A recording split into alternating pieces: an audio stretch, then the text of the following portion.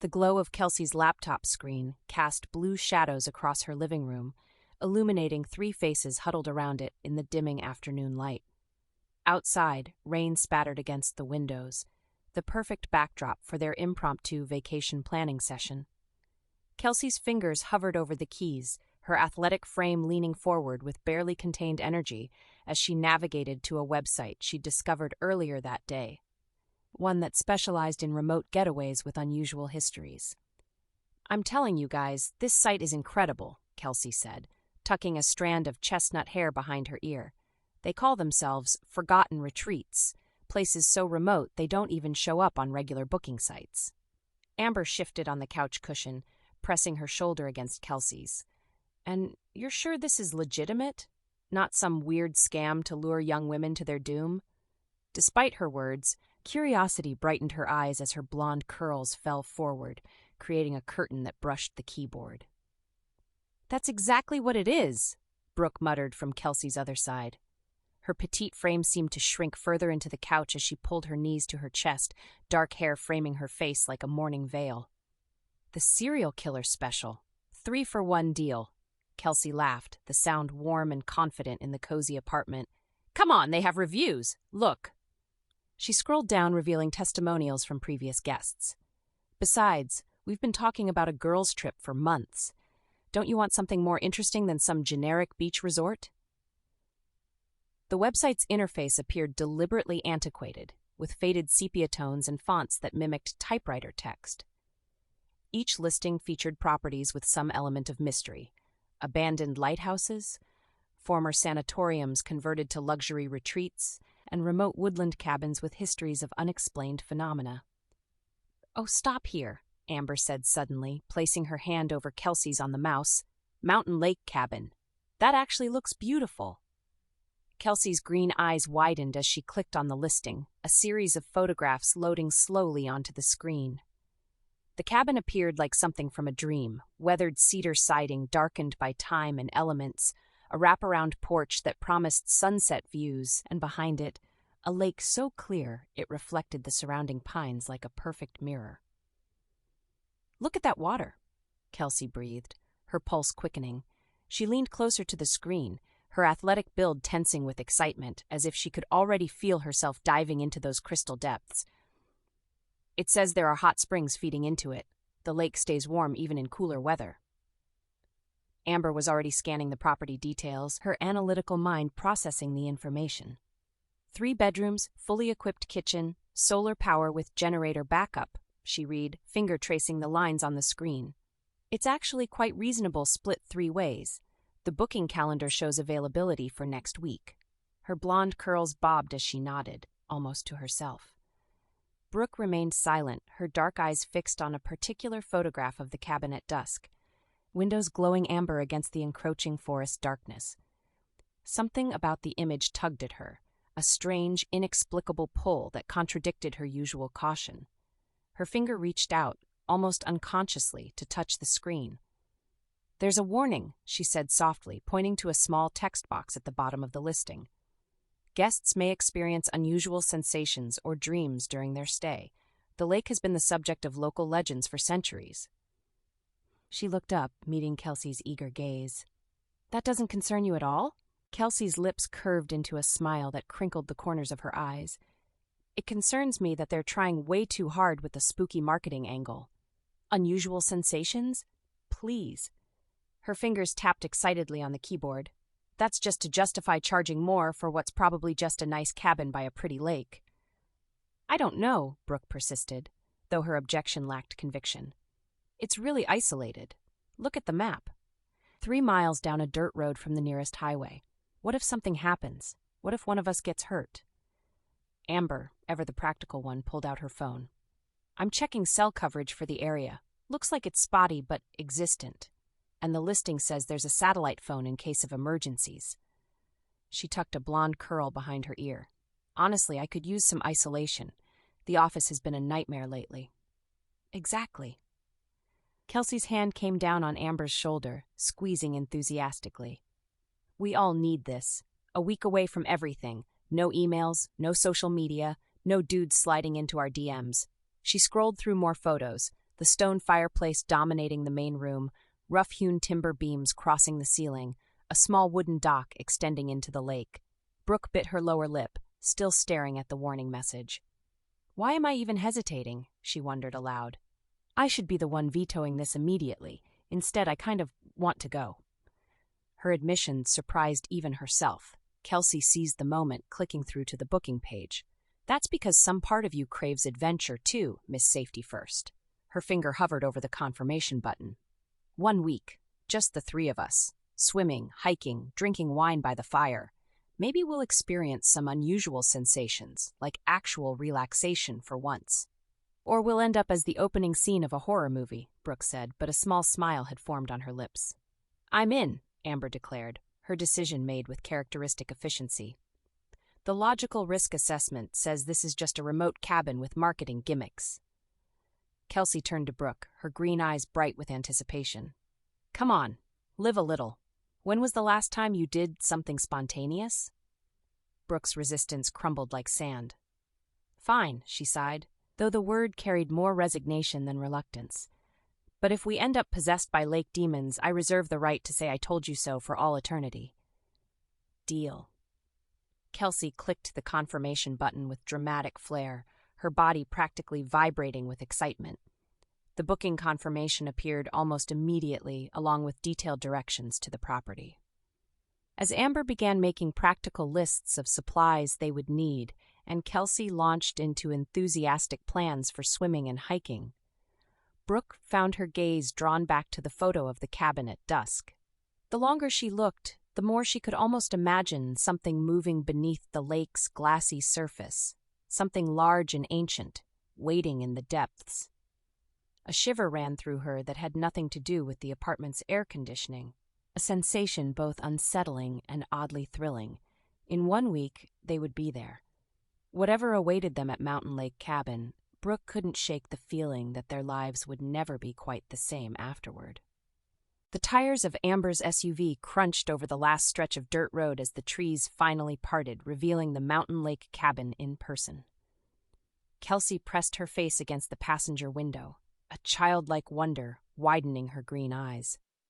The photographs online hadn't captured the raw majesty of the setting, the way the afternoon sun fractured across the lake's surface into 1,000 points of light, or how the ancient pines stood sentinel around the clearing like watchful guardians. Even Brooke, who had spent the 3-hour drive mentally cataloging worst-case scenarios, felt her breath catch at the sight. We're here, Amber announced unnecessarily, bringing the vehicle to a stop in front of the cabin. The engine ticked as it cooled in the mountain air, a sound that seemed almost intrusive against the backdrop of natural silence. The cabin stood before them, every bit as picturesque as promised. Weathered cedar siding had darkened to a rich tobacco brown, bearing the patina of decades of mountain weather. The wraparound porch hugged the structure like a protective embrace, its wooden railings worn smooth by years of hands and weather. Wide steps led up to a heavy door that looked as though it could withstand whatever the mountains might throw at it. I can't believe this place, Kelsey whispered. Then louder as she pushed open her door, I can't believe this place. Her voice echoed briefly across the water before being swallowed by the dense forest surrounding them.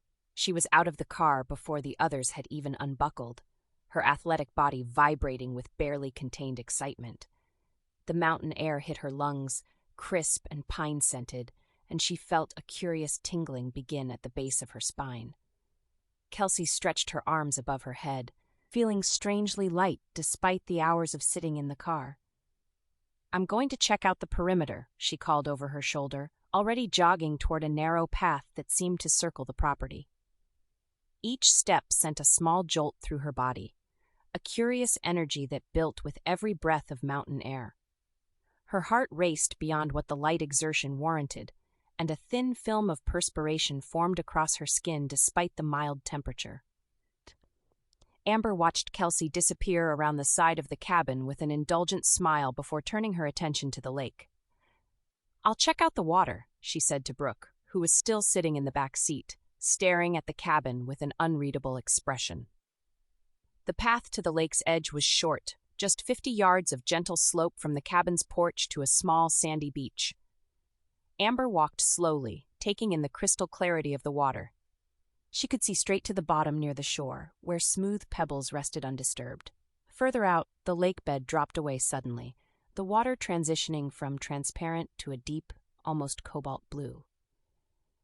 As she approached the water's edge, Amber felt a curious sensation begin in her core, a warmth that seemed to spread outward through her body in gentle waves. She paused, momentarily confused by the feeling. It wasn't unpleasant, merely unexpected, like stepping into a hot bath when you'd anticipated lukewarm water. The warmth intensified as she crouched to touch the lake. The water felt surprisingly temperate against her fingertips, neither cool nor warm, but somehow both at once. As she straightened, Amber became acutely aware of a tightening in her breasts, her nipples hardening visibly beneath her thin t-shirt. She crossed her arms over her chest, glancing back toward the cabin to ensure no one had noticed, though she couldn't have explained why this natural physical reaction suddenly embarrassed her. Meanwhile, Brooke had finally exited the car, approaching the cabin with the cautious steps of someone entering a shrine. She climbed the porch steps slowly, running her hand along the smooth wooden railing. The key had been left for them in a lockbox, the code provided in their confirmation email. Her fingers trembled slightly as she punched in the numbers, though not from fear. An anticipation she couldn't justify had replaced her usual anxiety. The door swung open with a low creak, revealing the cabin's interior. Brooke stood momentarily transfixed in the doorway. The stone fireplace dominated the far wall, its chimney stretching up through exposed rafters to the peak of the vaulted ceiling. Rough-hewn timber beams crossed overhead, their aged wood telling stories of decades of mountain seasons. The furniture was simple, but inviting. A large leather sofa, armchairs positioned to face the fireplace, a dining table that could comfortably seat 6. Brooke stepped inside, her practiced caution melting away like spring snow. The cabin smelled of pine sap and old wood, with undertones of wood smoke from previous fires.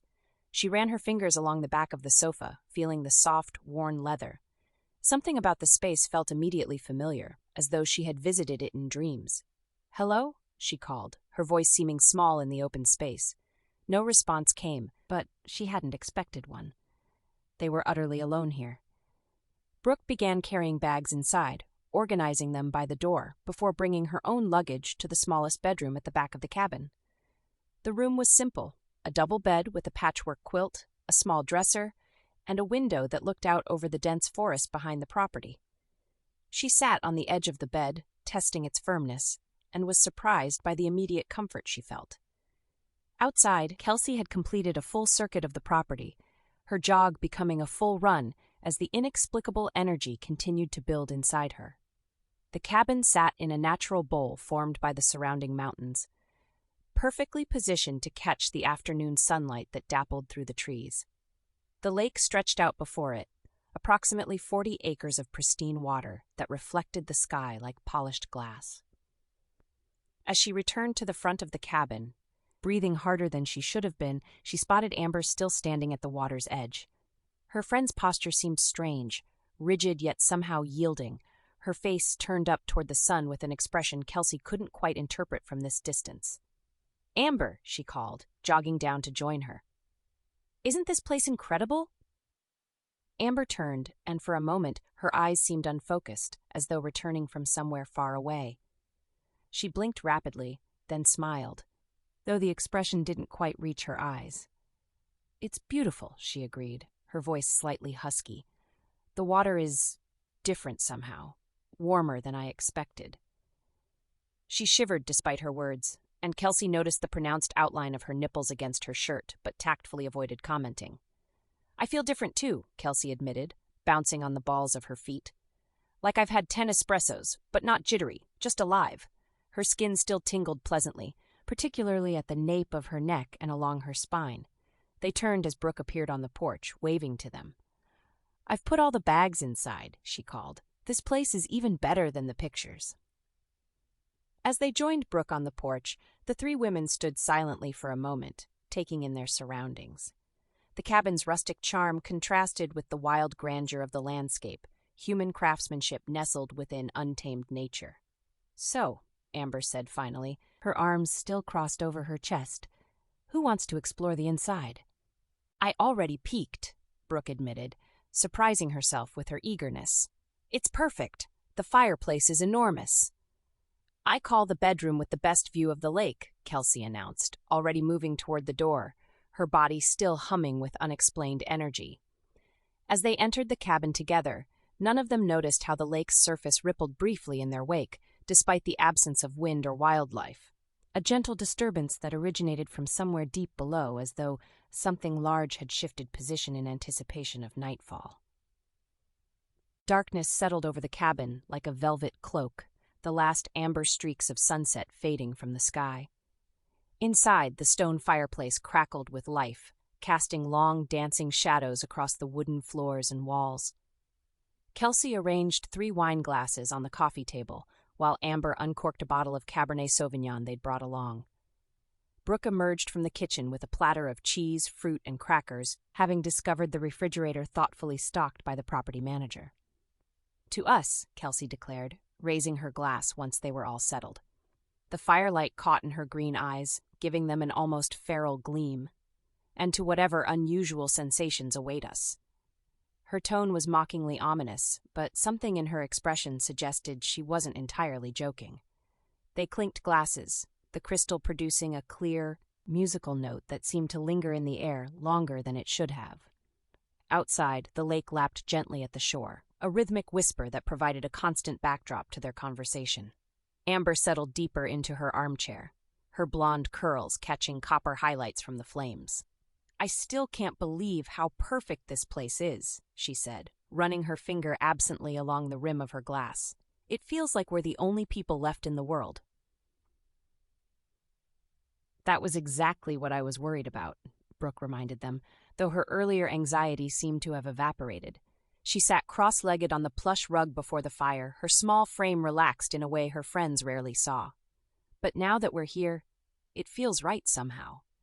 The cabin held them in its warm embrace, the rough-hewn beams overhead witnessing their gradual unwinding.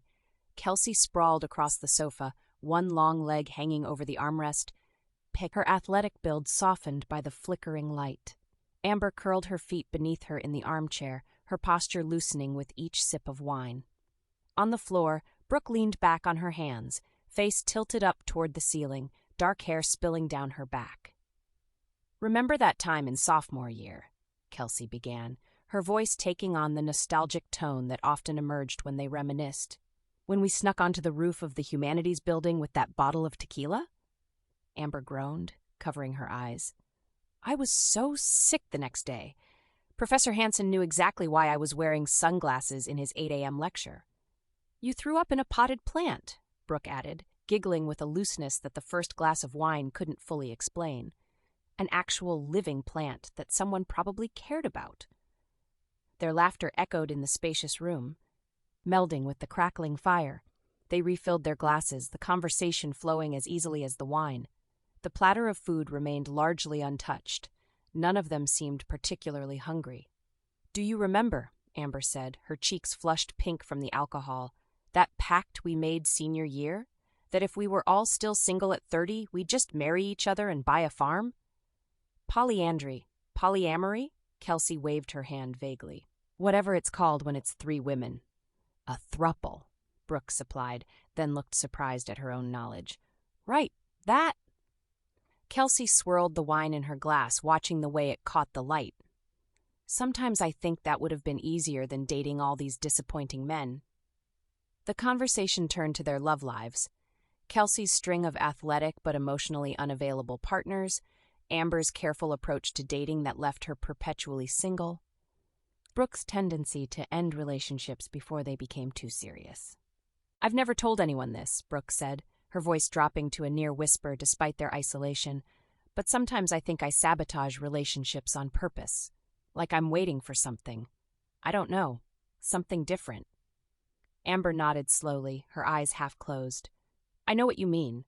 Like there's some experience waiting for you that you can't even name. Her hand moved to her neck, fingers trailing down to her collarbone in an unconscious caress.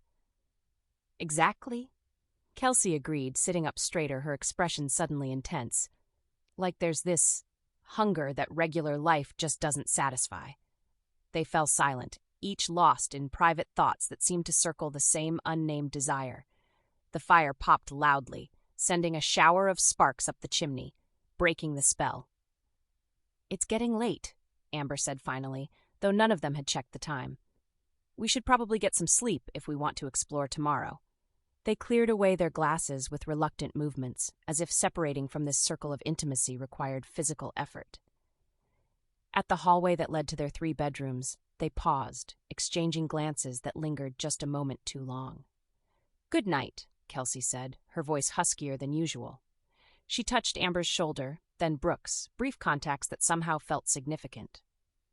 "Sleep well," Amber replied, her eyes moving between her 2 friends with an expression that resembled hunger. "See you in the morning," Brooke whispered, backing toward her door, reluctant to be the first to turn away. In her bedroom, Kelsey changed into cotton shorts and a tank top, her usual sleeping attire. The sheets felt unusually crisp against her skin as she slid between them, as though each thread contained a tiny electric charge. She stared up at the ceiling, listening to the unfamiliar sounds of the cabin, the occasional creak of timber expanding and contracting, the distant lapping of the lake against the shore. Sleep should have come easily after the long drive and the wine, but instead her body hummed with awareness. Her skin felt hypersensitive, each point of contact with the sheets registering as distinctly pleasurable. A warmth began in her core and radiated outward, making her shift restlessly. The sheets seemed to cling to her, suddenly confining, and she kicked them down to her waist. Across the hall, Amber was experiencing similar discomfort. She had changed into a silk nightgown, but even the smooth fabric felt abrasive against her sensitized skin. She sat up in bed, pushing her blonde curls away from her face, surprised to find her forehead damp with perspiration, despite the comfortable temperature in the room. The warmth she had felt at the lake's edge earlier had returned, more intense now, centered low in her belly and pulsing outward in waves that made her press her thighs together unconsciously. She considered opening a window, but found herself reluctant to leave the bed, as though some invisible force urged her to remain exactly where she was, to wait for something.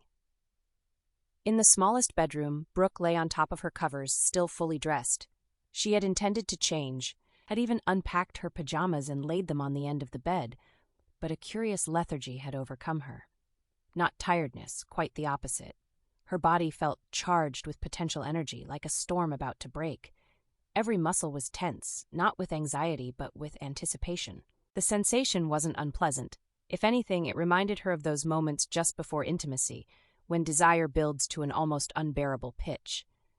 But she was alone, and the feeling had no obvious source or outlet. She rolled onto her side, curling into herself, hyper-aware of her own heartbeat, the rush of blood in her veins, the weight of her clothes against her skin.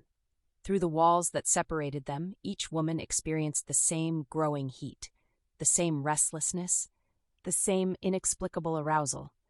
Their bodies responded to something intangible in the air, some influence that had seeped into the very structure of the cabin, or perhaps had always been there, waiting for them. Outside, the lake's surface rippled again, more pronounced this time. The moon reflected on the water fragmented into shards of light, distorted by movement from below. Inside the cabin, 3 women tossed in their beds, skin flushed and breath quickening, unaware that they had already begun to surrender to whatever presence had called them to this place. Kelsey awakened suddenly, her eyes snapping open to absolute darkness. For a moment she couldn't remember where she was, her mind foggy with the remnants of dreams she couldn't quite recall. Then she heard it, a soft melodic sound drifting through her partially open window. Not quite music, not quite voice, but something between the two that bypassed conscious thought and spoke directly to some primal part of her brain. She lay still, listening, as the sound wove itself around her like an invisible thread, tugging gently but insistently. Her body responded before her mind could process what was happening. Heat bloomed low in her belly, spreading outward in pulsating waves that made her gasp softly in the darkness. Between her thighs, a desperate ache began to build, a pulsing need that made her whimper and press her legs together in search of relief. The pressure only intensified the sensation, sending a jolt of pleasure up her spine. Kelsey pushed the sheets away, her skin feverish against the cool night air. The cotton tank top she wore felt abrasive against her hardened nipples, each brush of fabric sending electric currents straight to her core. She sat up slowly, her movements dreamlike, disconnected from conscious decision. The melodic sound continued, more distinct now, calling her with wordless promises. Her breath came in short, shallow bursts as she swung her legs over the side of the bed. The wooden floor felt cool beneath her bare feet, but she barely registered the sensation. Everything had narrowed to the sound and the relentless throbbing between her legs. Standing, Kelsey reached for the hem of her tank top and pulled it over her head in one fluid motion. Her shorts followed, pushed down her athletic legs and kicked aside. She stood naked in the moonlight that filtered through the window, her skin glowing with a pale luminescence that seemed to come from within rather than reflect from without. The bedroom door opened at her touch, though she had no memory of crossing the room to reach it. The hallway stretched before her, dark and empty. Somewhere in the recesses of her mind, a small voice suggested that she should be concerned about her friends seeing her naked, but the thought dissipated like mist in sunlight. Nothing mattered except following the call. She moved through the silent cabin, her steps silent on the wooden floors. The main room was bathed in silver moonlight through the large windows. The remains of the fire, a dull red glow in the hearth. The door to the porch yielded to her touch, swinging open without a sound, as though the cabin itself were complicit in whatever was happening. The night air embraced her naked body, cool but not cold, raising goosebumps across her flesh. Her nipples tightened further, sensitive peaks that sent jolts of pleasure through her with each step. Between her thighs she felt wetness beginning to gather, slick evidence of her arousal. The path to the lake seemed to glow before her, illuminated by moonlight or perhaps by some other light source she couldn't identify. Kelsey followed it blindly, drawn forward by the melody that now seemed to emanate from the water itself. Grass tickled her bare feet, then gave way to sand as she approached the shore. At the lake's edge, Kelsey dropped to her knees, her breathing ragged. The water before her was perfectly still, a black mirror reflecting the star-filled sky. The melodic sound had stopped, but the compulsion remained, a throbbing need that consumed her thoughts completely. Her hands moved as if controlled by some external force, rising to cup her breasts. The first touch sent a shock of pleasure so intense that she gasped, head falling back, exposing the long column of her throat to the night. She kneaded the firm flesh, feeling its weight in her palms, before focusing on her nipples. Her fingers pinched and rolled the sensitive buds, each touch sending currents of electric pleasure straight to her core. "Oh, God," she moaned, the first words she had spoken since awakening. Her voice sounded strange to her ears, husky with need, almost unrecognizable. One hand remained at her breast, squeezing and teasing her nipple, while the other slid down across her toned stomach. Her muscles jumped beneath her fingers, anticipation building as her hand moved lower. When her fingers finally slipped between her thighs, she cried out at the contact, finding herself impossibly wet. Her folds were slick and swollen, her entrance practically weeping with arousal. Kelsey spread her knees wider on the sand, opening herself fully to the night air and the unseen presence she could feel watching her. Her fingers circled her clit, already swollen and throbbing with need. Each touch sent waves of pleasure crashing through her body, building upon one another in an escalating rhythm. "Please," she whispered, though she couldn't have said what she was begging for. Her fingers moved faster, her hips rocking against her hand, seeking more pressure, more friction, more of everything. The lake before her remained unnaturally still, a perfect black mirror reflecting her naked form. In her pleasure-hazed state, Kelsey could almost imagine seeing something else in that reflection. Not just stars and moonlight, but movement, darkness shifting beneath darkness. Her arousal built to an almost unbearable pitch, her body teetering on the edge of release. Her fingers worked frantically between her legs, circling her clit before dipping into her entrance, then returning to the sensitive bundle of nerves. With her other hand she pinched her nipple hard, the shock of pain pleasure pushing her closer to the edge. The water at the shoreline began to ripple, tiny wavelets lapping at the sand just inches from her knees. Kelsey didn't notice, lost in the sensations overtaking her body. Her breathing grew more erratic, shallow gasps punctuated by low moans that seemed to be answered by the gentle lapping of the water. "I'm so close," she panted, her fingers moving in tight, desperate circles. Her thighs began to tremble, muscles tensing as her orgasm approached. "Oh God, oh God, oh!" The surface of the lake exploded in a silent eruption of movement. Tentacles, thick, glistening appendages the color of midnight, rose from the depths, arcing through the air with graceful, deliberate motion. Kelsey's eyes widened, her hand freezing between her legs as reality crashed back into her consciousness. "What the?" she began, but the word transformed into a strangled gasp as the tentacles surged forward, wrapping firmly around her wrists and ankles in one coordinated movement. The initial contact was cool and slick against her overheated skin. Kelsey's instinctive struggle was short-lived, her strength nothing compared to the inexorable grip of the appendages. They held her firmly but without pain, positioning her body with her arms and legs spread wide, kneeling at the very edge where water met land. Terror flashed through her, a burst of adrenaline cutting through the fog of arousal that had led her here. She opened her mouth to scream, but before she could draw breath, another tentacle rose from the water. This one was more slender than those restraining her limbs, tapering to a smooth, rounded tip that glistened with some clear substance. It hovered before her face for a moment, as though studying her, then slid between her parted lips with gentle insistence. The contact shocked her into stillness. The appendage tasted sweet, releasing a fluid that coated her tongue and throat with honeyed warmth. The effect was almost instantaneous. The terror receded, replaced by a renewed wave of arousal more powerful than before. The sweetness spread through her body like liquid fire, transforming her fear into desperate need. Her resistance melted away, muscles relaxing into the creature's hold.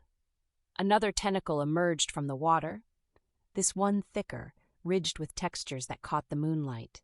It slid along her inner thigh, leaving a trail of cool slickness on her skin. Kelsey moaned around the appendage in her mouth, her hips tilting forward in wordless invitation. The tentacle accepted, pushing into her dripping entrance with slow, deliberate pressure. Kelsey's pale thighs trembled as they spread wider, her toned stomach clenching with each inch that entered her. The stretch was exquisite, painful yet perfect, the ridged texture stimulating nerve endings she hadn't known existed. Her full breasts heaved with each gasping breath, nipples hardened to aching points. Her eyes rolled back, blonde hair wild around her flushed face as waves of shameful ecstasy washed through her. She felt violated, yet desperately willing as the creature filled her completely, her mind surrendering even as her body greedily welcomed the intrusion. What had begun as terror had transformed entirely into ecstasy. Whatever secretions the tentacles produced had triggered something primal in her body, overriding all rational thought. The tentacles moved rhythmically, pumping into her mouth and pussy in perfect counterpoint, filling her with warm, thick fluid that intensified her pleasure with each pulse. The world narrowed to pure sensation, the fullness inside her, the sweet taste on her tongue, the cool grip on her limbs. Kelsey surrendered completely to the creature that held her, her body no longer her own, but a vessel for pleasure beyond anything she had ever experienced. More tentacles emerged from the water, these smaller and more agile. They explored her body with curious precision, as though mapping every inch of her for future reference. Two wrapped around her breasts, squeezing the firm flesh before focusing on her nipples. The tips flattened and pulsed, sucking at the sensitive buds until they were swollen and almost painfully erect. Kelsey moaned continuously now, the sounds muffled by the appendage filling her mouth, but no less fervent. Her body no longer belonged to her. It had become an instrument played by the creature from the lake, each touch eliciting responses she couldn't control. A particularly slender tentacle slid between her buttocks, circling the tight ring of muscle there. It secreted more of the slick fluid, coating her thoroughly before pressing gently inward. The initial breach sent a shock of pleasure pain through her system, the unfamiliar intrusion quickly transforming into yet another source of overwhelming sensation as the creature's secretions took effect. Filled in every orifice, Kelsey surrendered completely. The tentacles moved in perfect coordination, establishing a rhythm that built steadily in intensity. Those wrapped around her limbs adjusted her position, tilting her hips at precisely the angle that allowed the main tentacle to stroke against her G-spot with each thrust. The one in her mouth withdrew slightly, allowing her to gasp for breath. "Please," she begged, though she couldn't have articulated what she was asking for. "Please, please, please." The word became a mantra, repeated between moans as the creature drove her toward an inevitable peak.